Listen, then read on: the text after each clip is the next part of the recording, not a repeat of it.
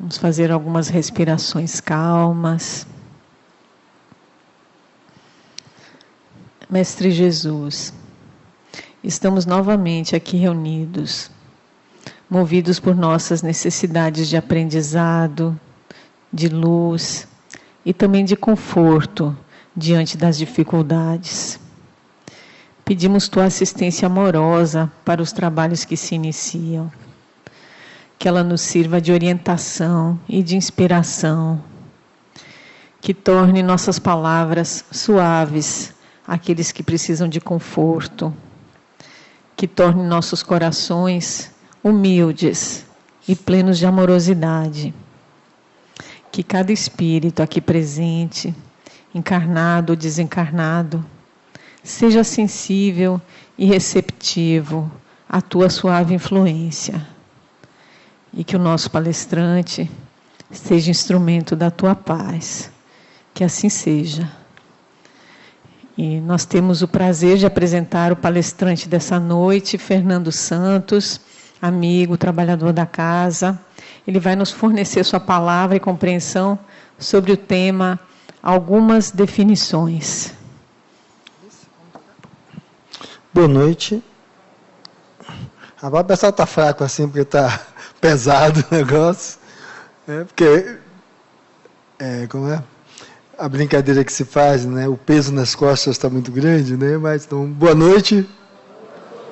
Pronto. Porque assim, se nós queremos superar algo que de alguma forma nos sufoca, buscamos o auxílio, a força, o apoio no outro. Mas temos que ter a consciência que precisa começar dentro de mim. Eu preciso acreditar em mim. Se eu não acredito em mim, eu sou o primeiro passo a dificultar aquela superação que eu tanto procuro. Em uma das passagens do Evangelho, o mestre caminhava, e aí aparece aquela passagem do indivíduo endemoniado. Tinham vários espíritos sobre ele, né? E aí ele pede que seus discípulos vá lá curar. E aí eles chegam lá, faz tudo aquilo que Jesus ensinou e nada funciona. E aí vem correndo para ele, mestre, e aí o que é que a gente faz? Ele diz, Pai, até quando estarei aqui? Homens de pouca fé. E ele levanta e ele lá ordena que aqueles espíritos saiam daquela pessoa.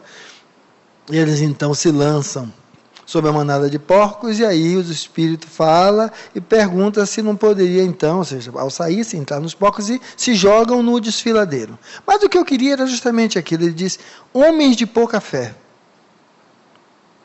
Quando eu faço algumas colocações, eu acho que é muito característica, às vezes, da minha fala, eu sempre me preocupo pelo seguinte, às vezes a gente chega tão abatido, porque se diz que Deus dá o frio conforme o cobertor, né? Mas cada um está em um estágio diferente ao lidar com esse frio. Alguns chegam a estar quase que congelados. E outros não, num estado melhorzinho. Então, acho que a primeira coisa é, pelo menos, para ter vindo até aqui, ou ligado à televisão. Televisão não, ligado ao computador, né? Porque é transmitido ao vivo através da página do Facebook, as palestras, a pessoa já fez um movimento. Então, algo já foi feito. Aí, e daí? O que é que advém depois disso? A primeira coisa é o seguinte. Imagine que para esse momento estar acontecendo, seja para quem nos vê pela telinha, seja para quem está aqui sentado, ele só acontece porque existem pessoas. Então, cada um de vocês é um pontinho de luz. Porque é por vocês que isso acontece. Vocês fazem isso acontecer. E aí, então, a pessoa imagine, se está distante, que temos várias pessoas aqui no auditório. Se ela está distante, perceba que tem aí pelo menos umas 2 a 3 centenas de pessoas também conectadas na telinha, assistindo também. Isso significa que o que está sendo trazido é tão glorioso? Não. O valor maior disso é que você não está só. outros também buscam, assim como você busca. E lembrando mais uma vez do mestre Nazareno, ele disse: eu não vim para os sadios, eu vim para os doentes. Ele veio para aqueles que buscam, e não aqueles que já se acham sábios, cheios de tudo, plenos de tudo. Porque aqueles que já se acham sábios, cheios de tudo, plenos de tudo, se colocam apenas a criticar e não a somar. Porque ninguém consegue somar quando não se coloca no lugar de aprender com o outro. Porque isso não é soma, é imposição. Então não está somando, está impondo ao outro. E a ideia aqui é perceber que você está muito cansado, às vezes está muito abatido, está com aquilo ali pesando muito. Você não está só. Tem outras pessoas aqui também da mesma forma. E qual é a diferença que faz imaginar que tem outras pessoas da mesma forma? A primeira coisa é que, se você não está só, tem outras pessoas assim também, você não é aquele ser, como é, o ponto mais escuro do universo. Não. Sempre há a possibilidade de sair de onde você está. Por quê? Porque não existe poço sem fundo. O que eu digo que não existe poço sem fundo é que sempre é possível, em um determinado ponto, você firmar os pés, se impulsionar e subir. Cada um em níveis diferentes. Porque isso é a maravilha que o Espiritismo traz. A maravilha que ele traz é aquela maravilha que explica porque é que um nasce com microcefalia e o outro nasce sem microcefalia. Filhos de irmãs que conviviam no mesmo bairro, no mesmo contexto. Ou seja, cada um de nós atrai a si aquilo que é necessário. Então, o que é que acontece? Nós somos herdeiros de nós mesmos. Mas o que estou querendo dizer com isso? É algo simples. É que não veja o que a vida coloca frente a você como algo que vem para lhe reduzir, para lhe esmagar, para acabar com você. Não. É algo que vem para que você perceba que você é capaz de superar, de ir além. Por que isso? Porque você já viveu outras vidas. Essa é mais uma. E ainda virão outras. Ou seja, você já viveu em múltiplos contextos. Seja qual for o contexto. Seja quão pesado ele for, você é mais do que ele. Por quê? Porque ele passa. Agora, o importante não é se ele passa, é o que você pode aprender através dele. Então, tudo que a vida lhe dá são oportunidades para que você possa, através dela, descobrir o potencial que há em você e que você pode, então, superar. Então, por isso que o Boa Noite é algo nesse sentido. Encontre em você a energia que há, que pode lhe impulsionar a despertar. Que pode lhe impulsionar a ir adiante. Às vezes, quando a gente está muito abatido, a gente não consegue quase nem levantar o olho, mas veio, ligou o computador. Então, acredite que se você foi possível disso, você foi capaz disso, você pode muito mais. Agora é preciso que você tenha fé em si mesmo. E tendo fé em si mesmo, aí você abre uma janela, talvez um portão, talvez uma imensidão de espaço, para que o amor possa lhe tocar. Porque o amor é a força propulsora do universo. Por isso, vamos estar sempre progredindo, nunca regredindo. Por vezes até estacionados, mas jamais regredindo. Porque é essa força propulsora. E aí nós vamos poder começar a fazer um caminho diferente. Hoje o texto foram algumas aflições, eu coloquei aí a imagem dessa vela na mão.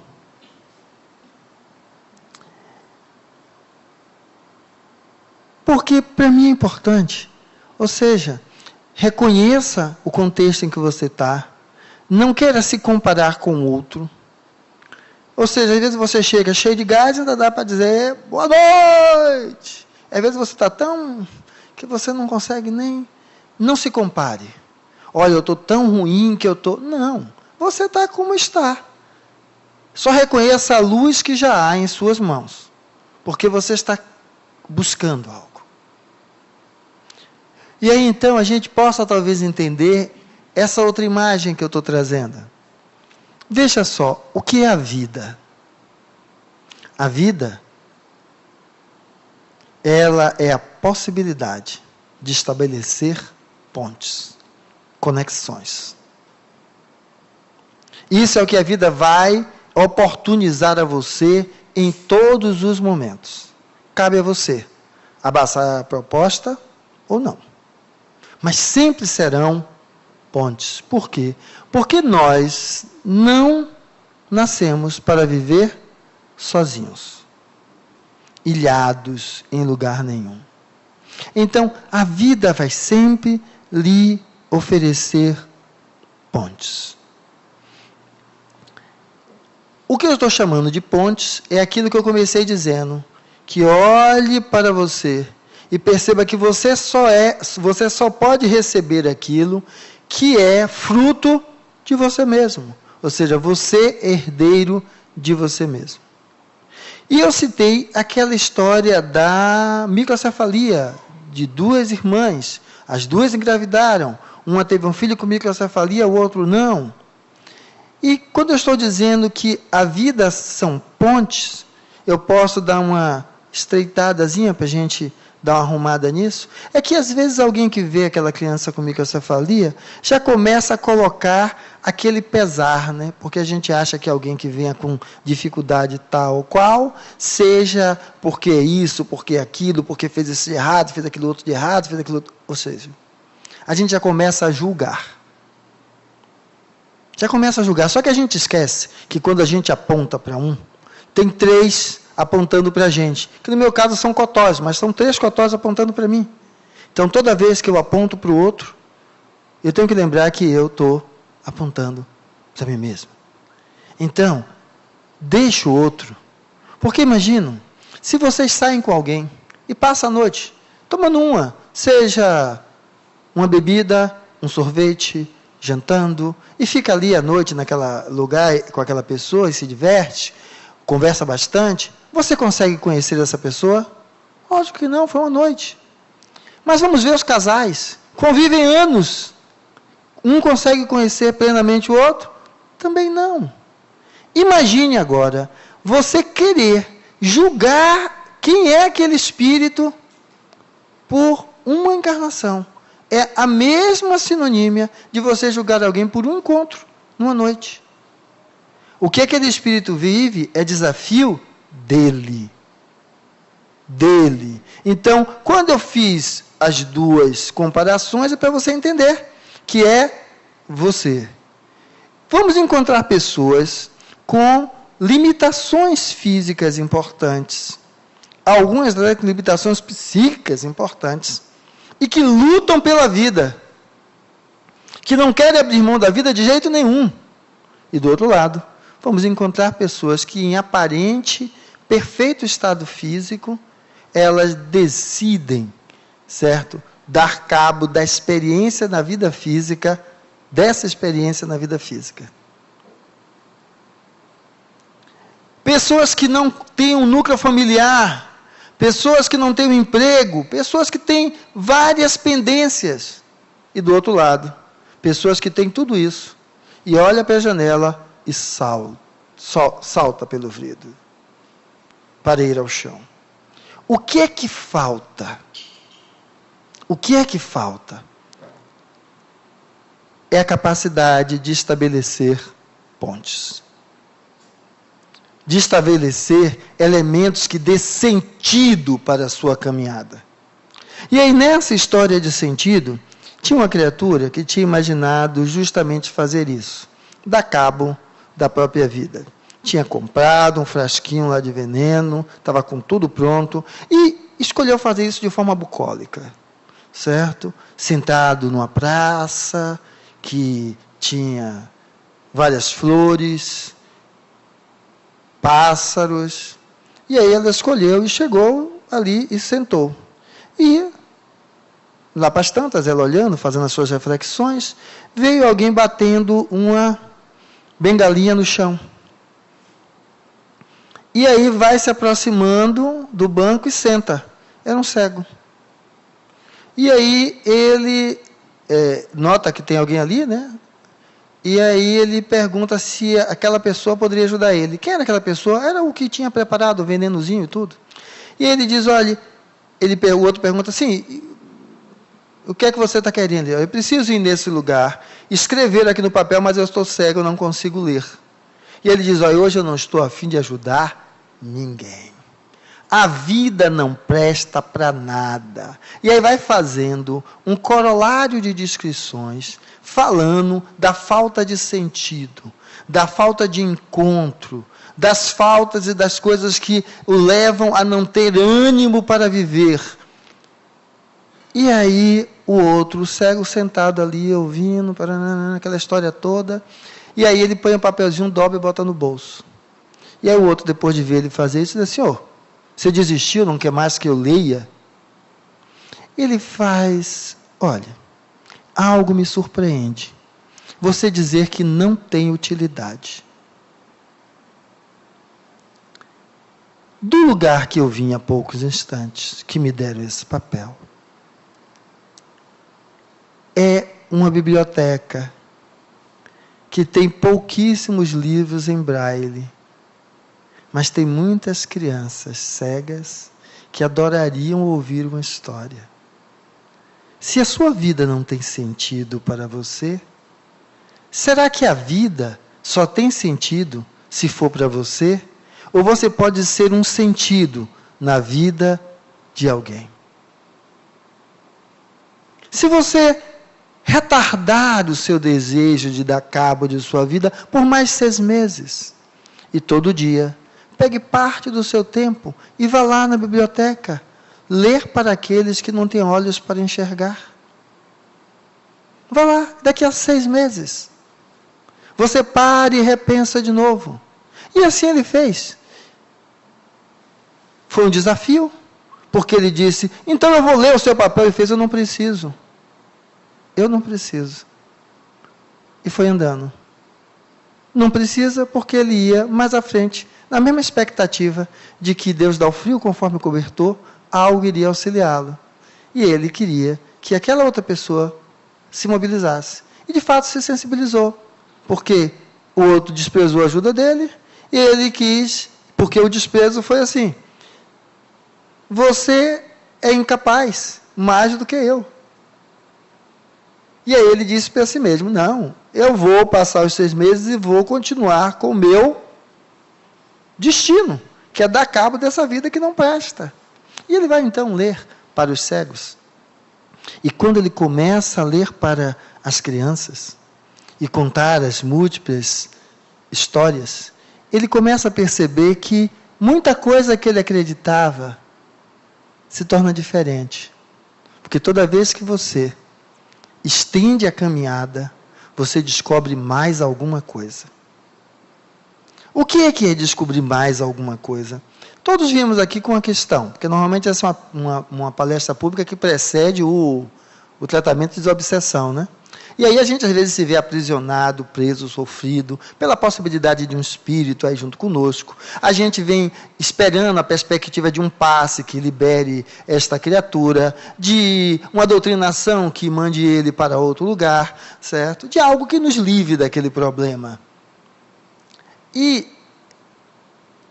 a palestra começa a fazer parte do tratamento, porque a ideia dela é fazer isso que eu projetei, aquela imagem daquela silhueta humana que ampliou-se a estender a caminhada, é que a cada palestra que você vem, quem sai da porta é um pouquinho diferente de quem entrou.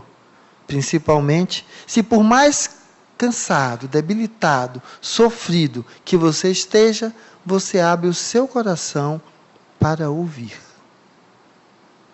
E permite que aquilo que é trazido possa, de alguma forma, lhe tocar. E lógico, isso amplia. É um passo a mais que você dá e amplia o seu olhar. E aí ajuda a entender, então, que o contexto que você está vivendo, seja ele qual for, ele é o que é agora. Cada elemento que você adiciona a você, esse contexto ganha outra realidade.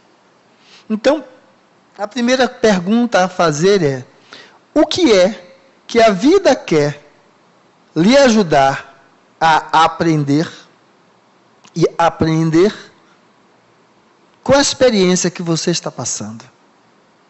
Uma delas é essa hipótese, né, de estar aqui crendo que a vida continua após a morte. Porque para alguém estar lhe prejudicando, tem que ser algo que já tenha vivido com você anteriormente, porque é a premissa da ideia do trabalho de desobsessão.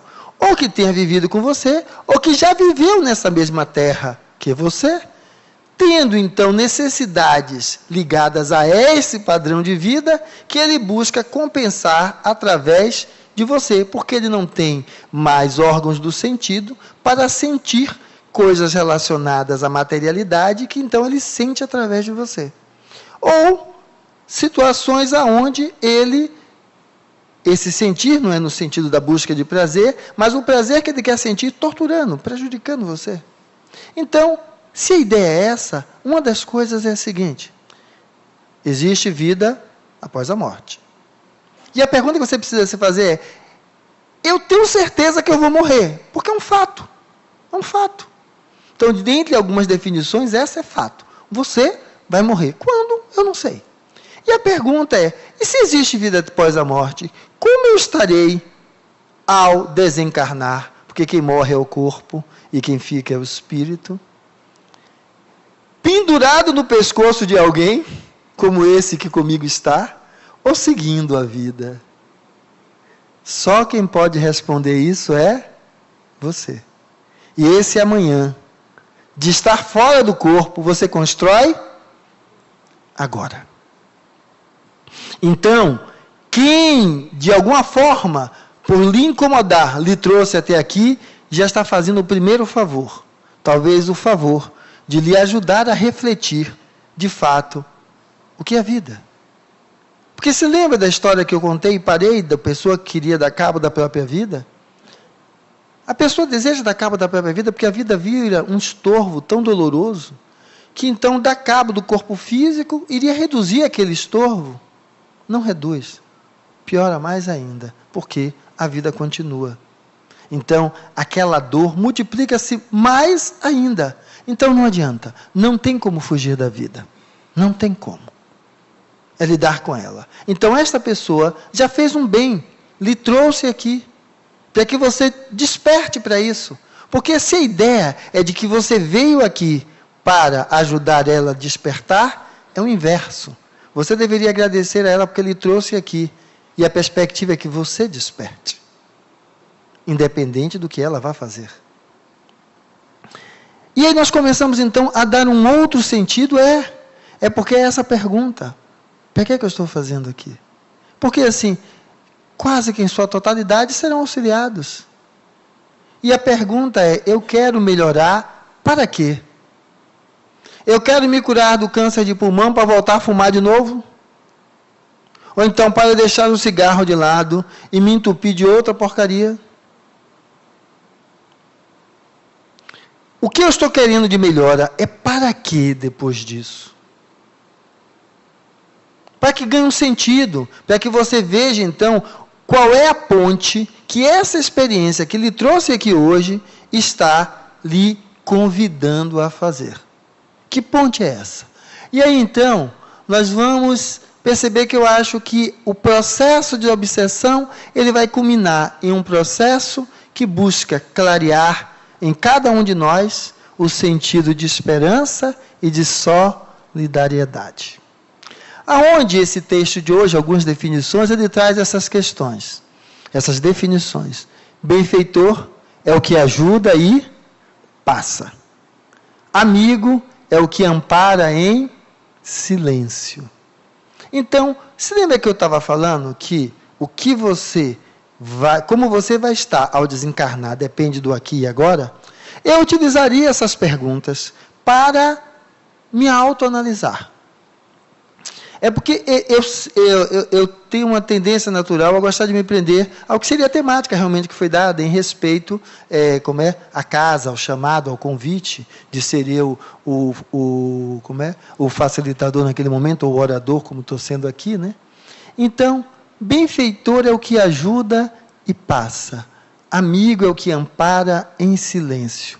Então, uma das coisas é, eu sou amigo? Ou eu, quando faço algo, eu preciso de um estardalhaço para que todos vejam o que eu estou fazendo, e aí eu me senti, então, bem? Quando eu faço algo, eu sempre faço na cobrança do retorno daquilo, porque aí eu tenho um José como amigo.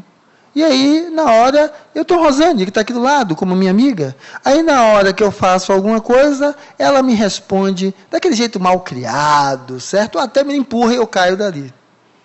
E aí, veja só, sabe qual é a diferença do amigo? O amigo, a primeira coisa que ele pergunta é, o que é que deve estar acontecendo com Rosane para ela me responder desse jeito ou me jogar lá no chão? Eu, com certeza, não consegui perceber que ela está com algo mais grave ainda do que o que eu pensava. No que é que eu posso ajudar? Porque isso é o amigo que ampara em silêncio. Porque se na hora que ela me joga eu digo, isto não vale nada, nunca foi minha amiga. O que é que eu estou fazendo mais uma vez? Julgando sem conhecer. O que é que está acontecendo com o outro? Por isso, esperança e solidariedade. Enxergue o que está acontecendo com o outro. Busque se colocar no lugar do outro, que é a empatia, em vez de querer apenas julgá-lo, porque aí você talvez consiga melhorar as suas relações. Companheiro é o que colabora sem constranger. Você é companheiro? De fato? Ou você é mais um autoritário que gosta de constranger o outro através dos seus atos de bondade? Renovador é o que se renova para o bem. Então, para mim, renovador é aquele que usa tudo que tem para o bem. Ou seja, você já imagine aí algo de ruim, de muito ruim que você fez, que você não diria aqui em público para ninguém. E para mim ser renovador é, hoje à noite, pense sobre isso. Se quiser até apimente mais um pouquinho. E aí pergunte, o que isso me ensinou? O que isso me ensinou? O que eu pude aprender a partir dessa experiência? Para que você não seja refém de você mesmo. Porque justamente quando você tem vergonha, medo de você mesmo, é a porta que aparece para que o espírito desencarnado se conecte e busque lhe oprimir. Como acontece com o encarnado, que descobre aquilo que você fez e começa a lhe chantagear. Então, seja capaz de olhar para o que você fez. E olhando para o que você fez, você possa dizer o que você aprendeu com aquilo. O que você pode aprender com aquilo. E renovar-se para si. Porque é igual a mulher que fez o aborto, ou o homem que impôs à mulher que fizesse o aborto. E agora, uns 30 anos depois, certo? A filha fez um aborto. E ele quer queimar na fogueira. Ou seja, como ele não resolveu nele, ele vai apedrejar nos outros. Para alguém ter feito o aborto, como é que estava? Como é que era a cabeça? O que é que estava acontecendo? Como é aquilo? Criar uma empatia. E aí então você começa a descobrir Como você está? Forte é o que sabe esperar no trabalho pacífico. A gente se olha um pouquinho e veja, frente às situações que nos oprimem, se a gente levanta com aquela bandeira da transformação mágica, tem que jogar para cima, tem que queimar tudo. A gente consegue transformar as coisas assim? Como se fosse mágica? Ou o contrário, a força está em eu, em vez de querer acabar com o meu chefe, eu continuar estudando, me qualificando e dizer a ele, tchau. E me lançar a uma experiência que dê asas ao meu potencial. Então, que a gente possa saber o que é esclarecido. Esclarecido é o que se conhece. Então, você está vindo aqui, assistindo as palestras, tem lhe ajudado a se conhecer? Corajoso é o que nada teme de si mesmo. Aquilo que eu tinha trazido, visite suas coisas. E defensor é o que coopera sem perturbar. Ou seja, a gente vai para aquele momento lá dentro, ao entrar, imagine que tem alguém que está tão desequilibrado, que em vez de entender que a vida continua, porque ele continua vivo, ele não morreu, e se ele continuar vivo, as pessoas que amam, que gostam dele, também estão vivo.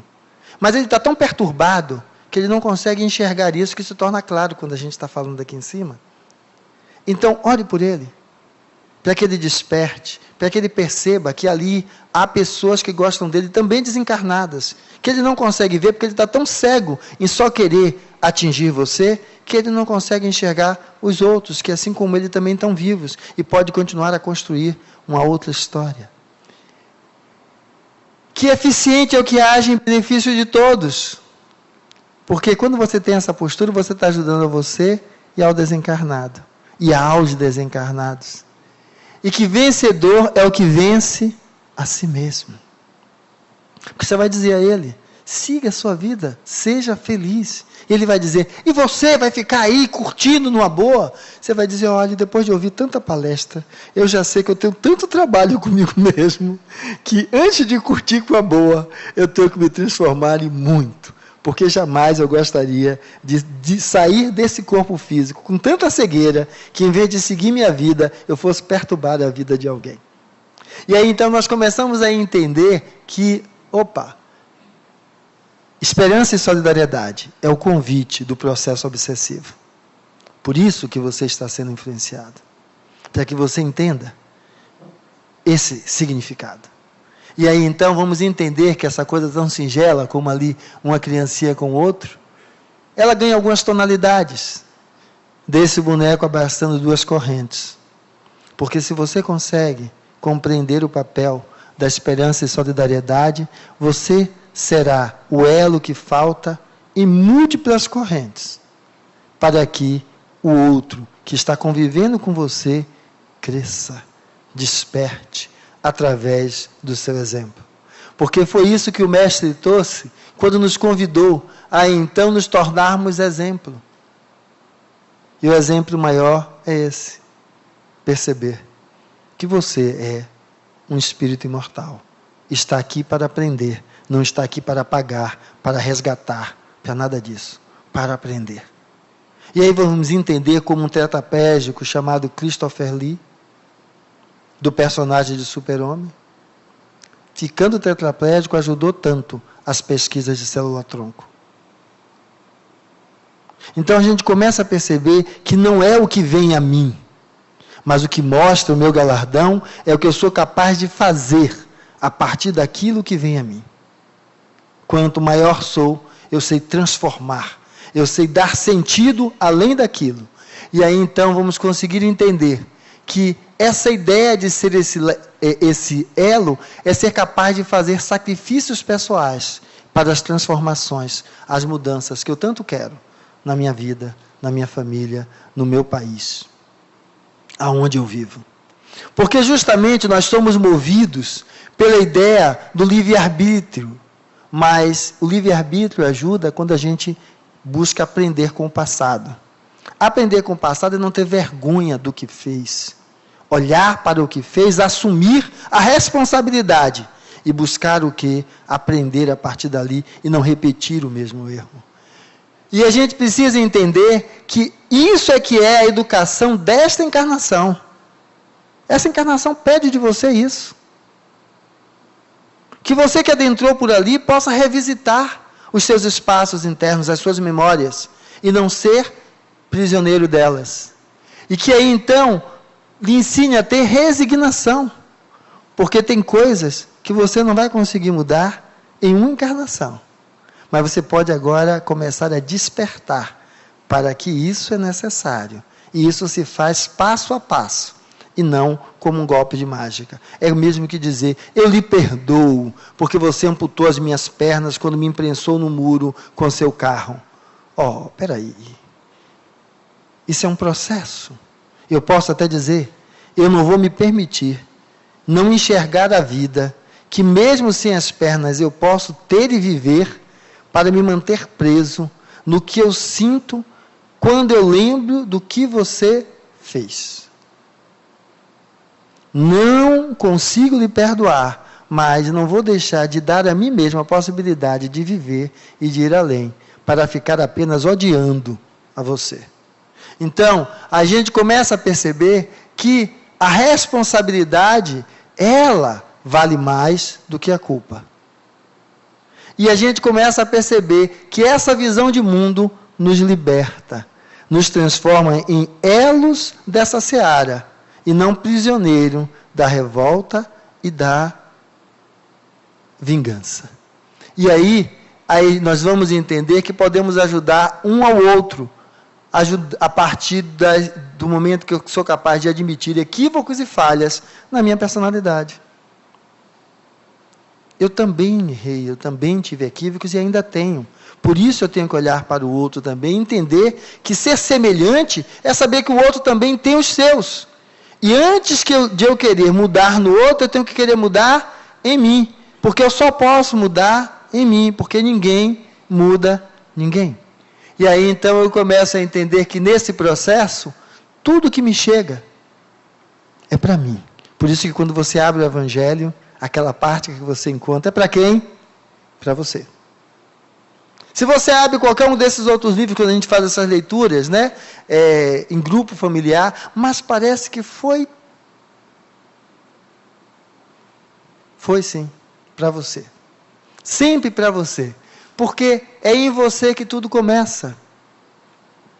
Quando um não quer, dois não briga. Então, se você começa a aproveitar essa oportunidade que passou daquela porta, entendeu o que não conhecia, que é um espírito imortal, que você é herdeiro de si mesmo, que então você começa a perceber que precisa mudar a sua postura para que você esteja mais inteiro consigo, que você precisa encarar os seus fantasmas para não estar à mercê de ninguém, que encarar os fantasmas é assumir a responsabilidade do que você tem, do que você fez, do que você faz, e isso lhe liberta em vez de lhe acorrentar. Então, quando você começa a perceber isso, aí é fácil entender que não precisa encarar o vizinho, encarcerar o vizinho no seu modo de pensar. Esse vizinho pode ser o filho, a mulher, o chefe do trabalho, o colega de trabalho. Porque você não é dono da verdade como ninguém é. Cada um usa uma lente diferente para ver o mundo. Não encarcere o outro, porque esse espírito que, entre aspas, lhe persegue, lhe obsidia, ele lhe faz porque ele acha que só existe uma lente de ver o mundo, que é a forma como ele está enxergando. E por isso ele quer ser o grande juiz. Dê ao companheiro a oportunidade de conceber a vida tão livremente quanto você. Você não quer sair daqui livre? Não está sob essa influência? Liberte o outro. Às vezes você precisa libertar o marido, a mulher, o filho. Em vez de ser um obsessor vivo e encarnado sobre ele. E aí então nós vamos entender que a proposta para cada um de nós é encontrar essa paz, esse equilíbrio, que há em todos nós.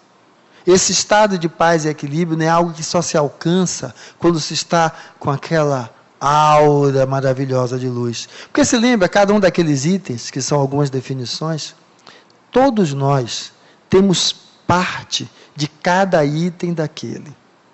Porque, usando a ideia de sombra, de escuridão e luz, nós temos vários aspectos daquele. Se você parar e lembrar um pouquinho, você vai lembrar de um amigo que você perdoou, de um outro que você ajudou sem querer subir no palco e querer estar sendo visto por todo mundo. Você vai encontrar um movimento ou outro seu aqui ou ali que representa um pouco do que eu coloquei naqueles slides iniciais. A questão, então, não é fazer você ser alguém diferente, é você potencializar esses aspectos em você. Você poder se dar a oportunidade de fazer a diferença. E aí então nós vamos entender que é isso que faz com que você não fique perdido, sem saber para que caminho você vai. Só um caminho. Acordar de manhã, olhar para aquele espelho lá, quando você entra no banheiro, e ali, olhando para aquele espírito e dizer, ó, eu acredito em você. Você consegue, você pode fazer diferente. Você pode fazer a diferença. E aí então você entende que a grande diferença é você fazer o seu caminho. Porque veja, todo mundo consegue resolver o problema do outro na mesa de laboratório. Você tem resposta para os problemas de seu vizinho, de sua irmã, de sua mãe, do colega do lado. Agora, se você tem resposta para tudo, por que você não resolve isso? Sempre tem um perrengue. Então a ideia é que você só pode resolver o que está em você. E aí quando você começa a pegar isso e abraçar, você vai perceber que as montanhas que tem a superar não estão do lado de fora, estão do lado de dentro.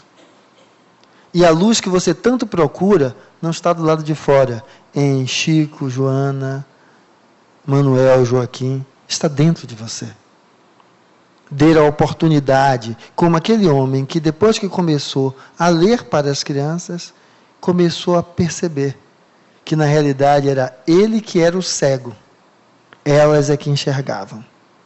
E aí então entendeu que na vida sempre há sentido, quando eu não olho só para o meu umbigo. E eu entendo que a vida é uma grande rede, é uma grande cadeia, onde todos nós estamos conectados. A vida não se dobra a mim. Eu me pergunto o que eu posso fazer em prol da vida. E aí então eu consigo perceber que essa liberdade fantástica, maravilhosa, é o que de fato, o que eu gostaria de alcançar ao sair daqui. Não é de desconectar o espírito que está em mim, conectado e me fazendo sofrer. É descobrir que eu não preciso ser salvo por nada nem por ninguém. Eu preciso me mobilizar. A mobilizar o que há de melhor em mim. E o que há de melhor em mim é conseguir aprender com tudo e qualquer coisa que eu viva. Porque tudo vale a pena quando a mente não é pequena. Por isso que alguém que passou a vida sendo um matador, senta na frente do outro e diz, do lado de cá, a gente também aprende. Que foi a experiência que aconteceu comigo. Alguém que era matador de aluguel, era agora um paciente que fazia hemodiálise, e sentou na minha frente que precisou de algumas coisas lá, com relação dos aspectos da clínica, e disse, doutor, do lado de cá, a gente também aprende. Ou seja, a vida sempre lhe leva ao aprendizado. Se você olha para o que você fez, em vez de se recriminar, você busca fazer com que aquilo dê frutos. E aí então, nós conseguimos entender quando o nosso amigo diz, Senhor, fazei-me instrumento de vossa paz. Porque só entendendo que tudo vale a pena, quando a mente não é pequena, que a gente vai ser capaz de fazer com que, onde haja ódio, em vez de você ser mais um a odiar, você leve o amor. Onde há ofensa, que você leve o perdão. Onde há discórdia, que você leve a união. Onde há dúvida, que você leve a fé. Onde há erro, que você leve a verdade. Onde há desespero, que você leve a esperança. Onde há tristeza, que você leve a alegria. Onde há trevas, que você leve a luz. Então, esse é o convite. O convite para que nós possamos entender que é preciso que você tenha fé em si mesmo, para que aquela vela que eu coloquei no início aqui da nossa projeção é só uma vela simbólica. Acredite na luz que existe em você. E aí você vai ser capaz de dizer: mestre, fazer que eu procure mais. A partir dessa luzinha que tem dentro de mim. Consolar que ser consolado. Compreender que ser compreendido. Amar que ser amado. Pois é dando que se recebe. Amor é semente, que quanto mais você rega, através do exercício, ela cresce. E aí você vai entender que é perdoando que se é perdoado. E aquilo que é fantástico. Construa cada dia, porque morrendo, a única coisa que acontece é você despertar para a vida eterna, que é o Espírito, que continua na senda do aprendizado. Então, tenha fé em si mesmo. Se há alguma definição que eu gostaria de partilhar imensamente, é essa. A necessidade de nós termos fé em nós. Porque quando você tem fé em você, e você busca o auxílio, esse auxílio tem aonde reverberar, que é em você. Para que a partir dali, isto cresça. Agora, se você deposita apenas fé no outro, você pode levantar, porque, lógico, Deus é misericordioso. Mas você vai virar um seguidor de alguém. E na hora que esse alguém cai, você cai também. E por isso que a proposta de companheirismo é a proposta de construir lado a lado com o outro. Por isso que Jesus diz: ó Pai, até quando estarei com eles? Porque Jesus não queria seguidores. Jesus queria companheiros. Aquele que comprasse para si a responsabilidade e fizesse acontecer. E se errou no fazer acontecer, assumisse: olhe, eu errei. Que é uma das maiores dores dos pais. Criam os filhos porque filho não vem com manual de instrução. E cada um é diferente do outro. E quando é depois as coisas acontecem, e aí eles ficam se culpando pelo que aconteceu. Aonde precisa ter a humildade de dizer: o que eu fiz foi o que foi possível. Mas você poderia ter feito diferente. Será que poderia? Ou o contexto, tudo que aconteceu, foi isso mesmo que é aí? Porque você sempre faz o que é possível. Porque você não conseguia enxergar de outra forma. A outra forma, mesmo quando você enxergava, não lhe tocava. Agora, isso é para quê? Para você tirar a sua responsabilidade? Não. Mas já perceber. Olhe, assim foi o que me foi possível, mas hoje eu já não faria do mesmo jeito. Hoje eu já olharia diferente. Por quê? Para que você possa crescer. Porque quem não enxerga isso, agora eu vou para o outro lado, é o filho, que vê no pai o erro ou a causa do grande problema de sua vida. Ou seja, em vez de entender que ele é herdeiro dele mesmo, ele joga sobre as costas da família. E você vai ver que ele vai crescer e vai estar repetindo muitas daquelas coisas que ele viveu. Porque mudou de papel. Agora você não é filho, agora você é pai. Então você vai ver quão amarga é a erva de ter que decidir, de ter que fazer. Então, é essa misericórdia que eu peço, que sejamos, cada um de nós, mais misericordiosos para conosco.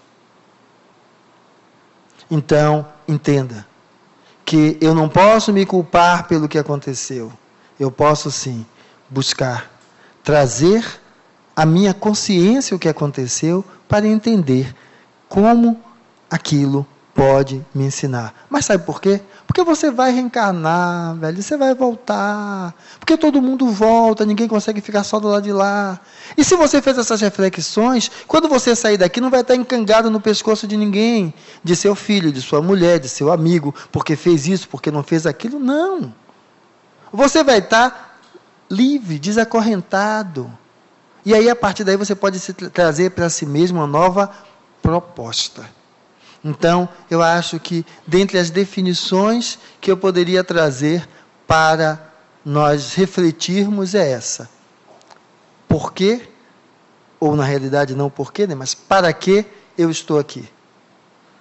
Estar aqui me ajuda, ou vai me ajudar a me transformar, a me despertar como? em quê? Então, pensando nisso, você comece cada vez mais a lembrar, então, que aquela luz, aquele espírito luminoso que vai estar ali ajudar, é aquele espírito que você consegue enxergar quando você está de frente para o espelho.